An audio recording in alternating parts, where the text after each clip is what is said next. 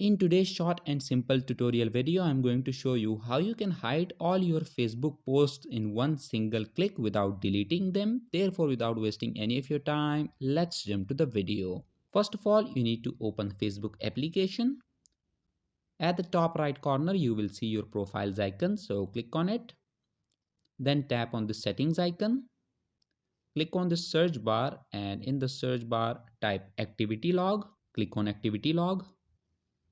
Now click on this manage activity option and then click on your posts. Now in order to hide all your Facebook posts in one click, click on this all option.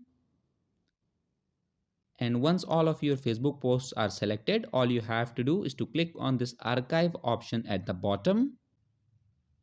Then all you have to do is to click on this move to archive option and that's it. After doing this, all your Facebook posts will be hidden in one single click. So that was it for this video and I'll see you guys in the next one. Peace out.